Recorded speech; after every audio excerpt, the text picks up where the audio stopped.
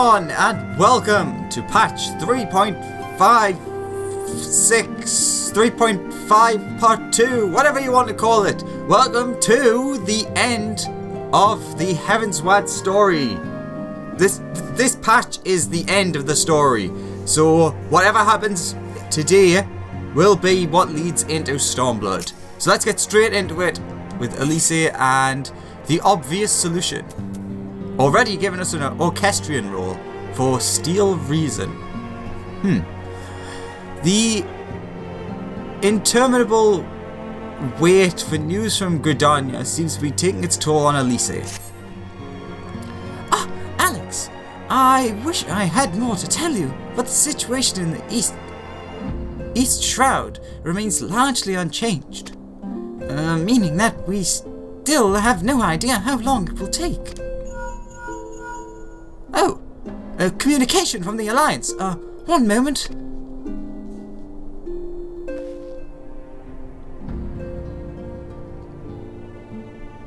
Yes, of course. Our representatives will be present. My thanks. That's good news, right? Word from Gridania. The Council will shortly be reconvened. The Alliance leaders have already begun to assemble. Then, they wish to discuss the Primal, of course. As for Ystola's last report, the cocoon has hung above the wall, unchanged. Yes, but the Elder Sidsia doubtless shares our concerns about how long it will remain so. I'm told that Sid Garland has been called in to add his expertise to the proceedings. I guess, has Elise met Sid yet? Otherwise it would be odd to call him by his full name. A wise decision. The more minds we have working on this, the better. Well then, I suggest we leave the Rising Stones in Tataru's capable hands and make haste for the Lotus Stand.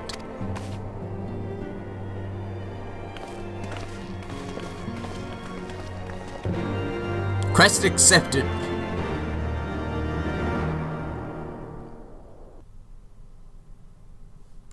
Well, that's a suspicious long pause.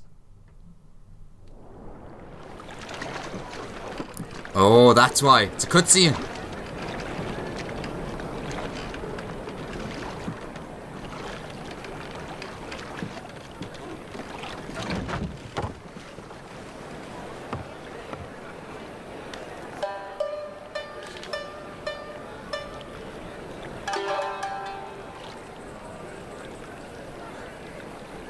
A word, if you would, good sir. This place, it is within the realm of Eorzea. I didn't expect voice acting. You're an odd-looking fellow, aren't you? Still, takes all sorts, I suppose. This here's Vesper Bay. Thanalan's door to the ocean, as some folk like to call it. Never heard it called that before. Am I to understand from your answer that I have indeed arrived in Eorzea? I recognise his voice actor. I can't place from where though. Eh? Yes? You're in Eorzea? Ah! A plain response at last, and the one I wanted at that. My journey was not without its hardships, and I would sooner travel by land than put to sea again. Wait, is that Count Edmund? Anyhow. You do not believe that so small a bark could bear me across the ocean? Such timid little sailors. I had but to set my course and set my jaw till I made port.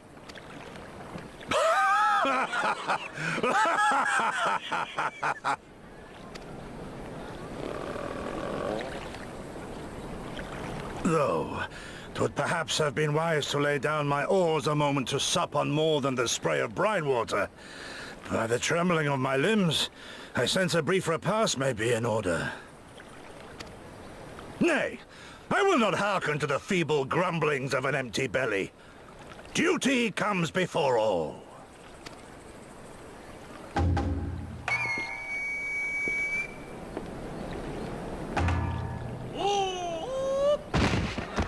Good God, man. Are you all right?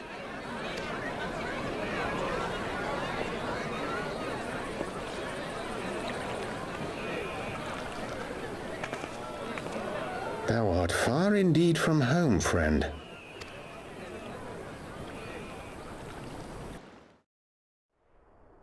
Well, big in stature, big in personality.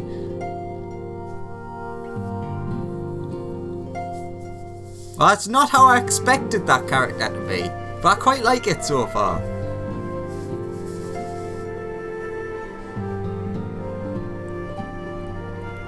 Also, very smart to introduce the character via voice acting before introducing him normally, because then you can hear the voice in your mind. Where are we going? We're going to Gridania.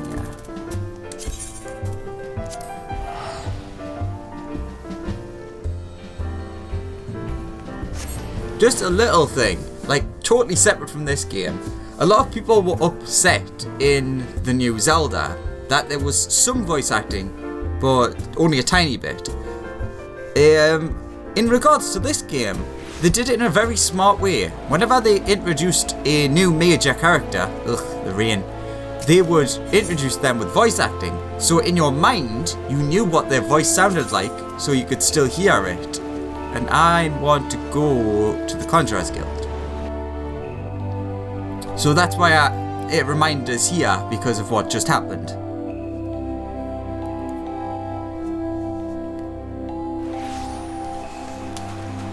Alright. Oh, the big crowd. Well, it's not that big, but you know.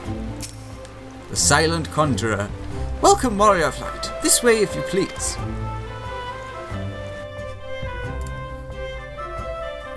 Do do do do do. Ba ba ba ba. I'm guessing there's going to be voice acting here.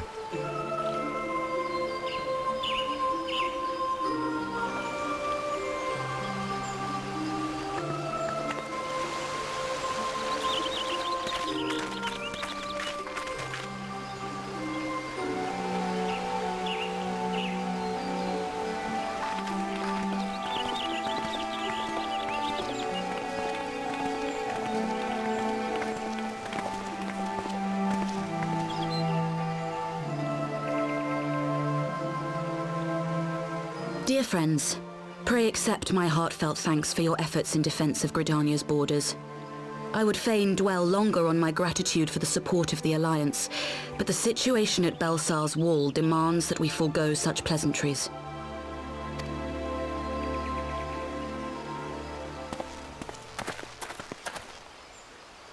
According to our most recent intelligence, the cocoon of light that formed in the air above the wall remains undimmed and unbroken. After measuring the cocoon's etheric concentrations, Archon Y'shtola has confirmed the presence of a primal entity.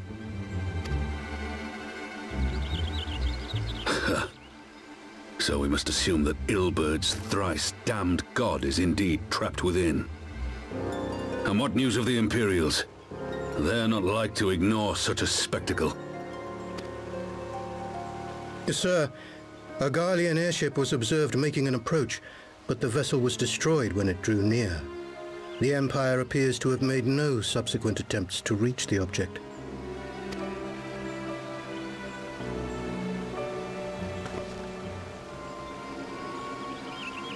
The soldiers who witnessed the incident spoke of a lance of light issuing from within the cocoon. Of an entire warship being reduced to smoking ruin in the space of a moment.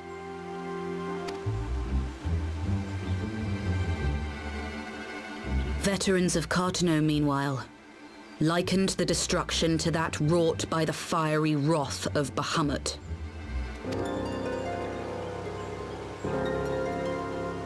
We could face another calamity.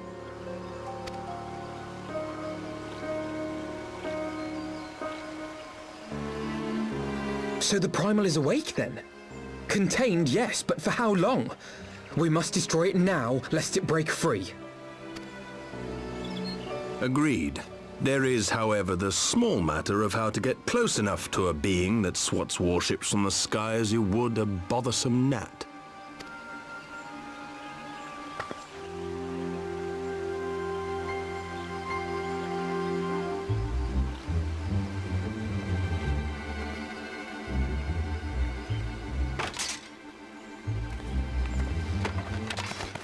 Is this truly so complex a puzzle?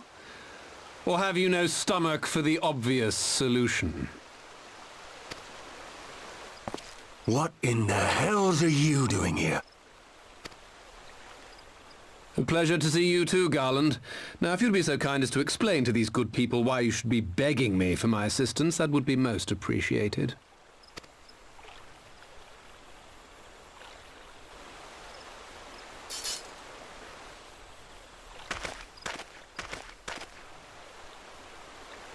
Who is this man?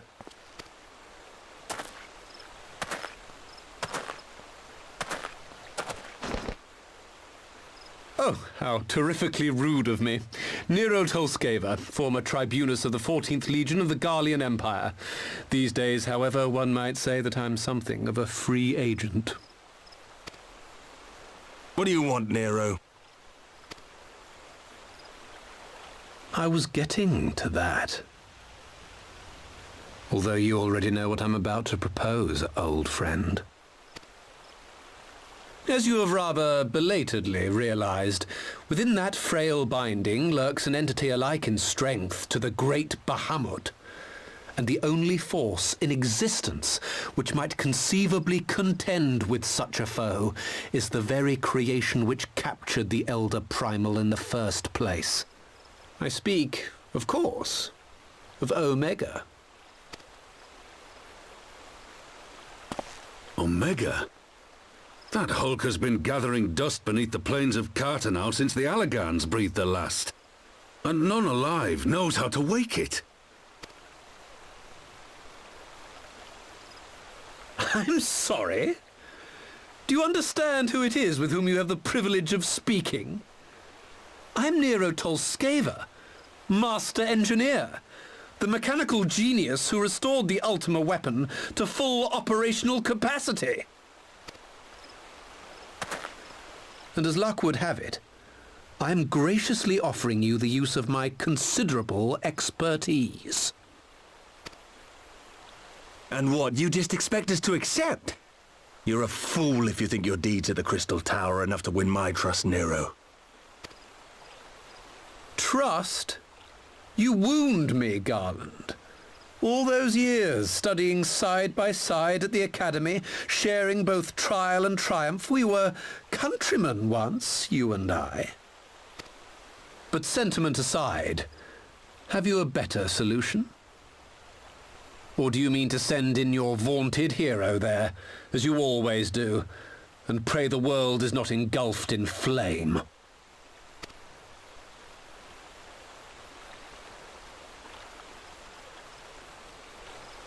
Let us approach the problem in a rational manner. Does not the fact that Omega slumbers in stasis point to the existence of some overriding technology? A means of control? I would ask a question, if I may. Nero, was it not? In the event that we succeeded in using Omega to shackle the Primal in the manner you propose, what then would become of it? Do we not risk repeating the mistakes of the Allagans? Omega is but a tool. How we choose to employ that tool is entirely up to us. Of course, if you would rather leave it buried beneath Cartanau while you continue your petty squabbles above, then I suppose that is also your choice. Spare us, Nero. The Seedseer's concern is a valid one. He who controls Omega wields the power of the gods, the very power which led the Allagans to destroy themselves. And does it not fall to we engineers to prevent such misuse? What was your company's proud slogan? Freedom through technology? A creed you follow, is it? What say you? Do we take this villain at his word?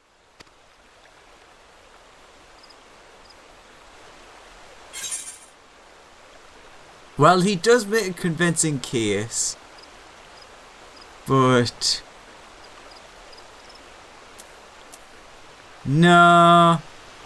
But I'll keep an eye on him.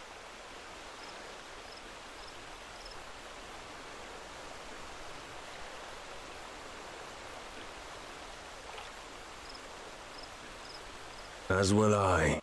I don't like it, but then it doesn't look like we have much choice.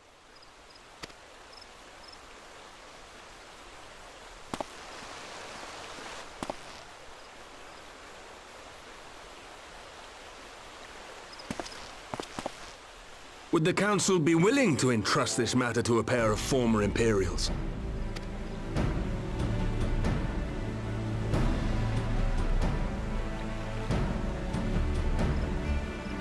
Yes. The task of restoring the Allagan relic will be yours.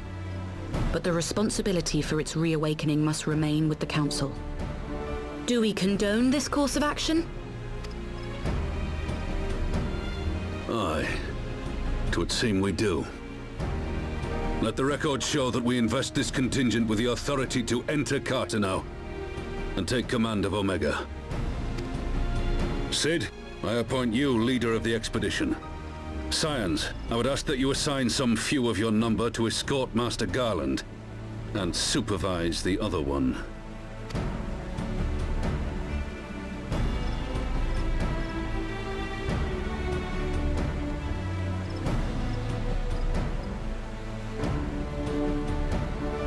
We should be happy to oblige.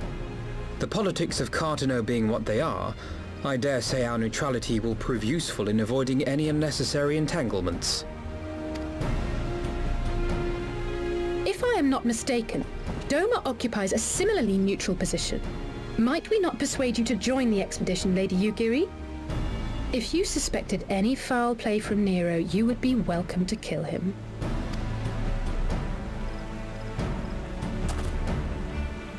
My blade is yours. Not a moment's hesitation, eh? You'll forgive me if I do not shake your hand.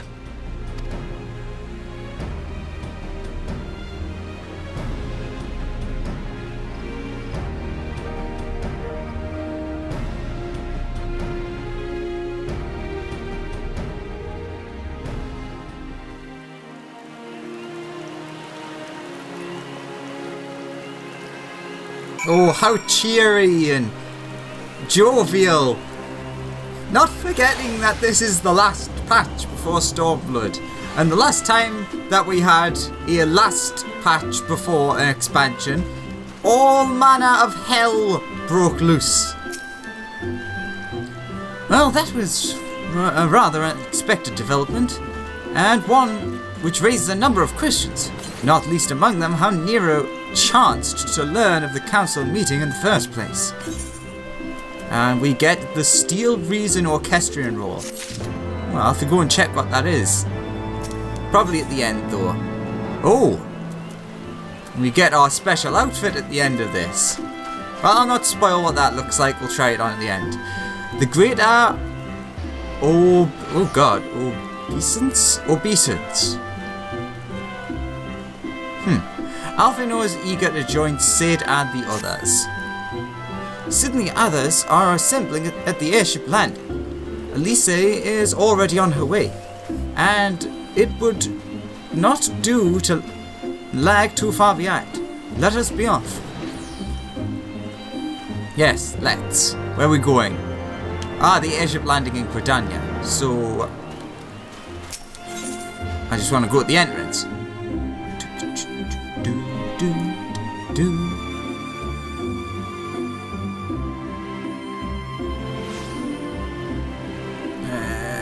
This way.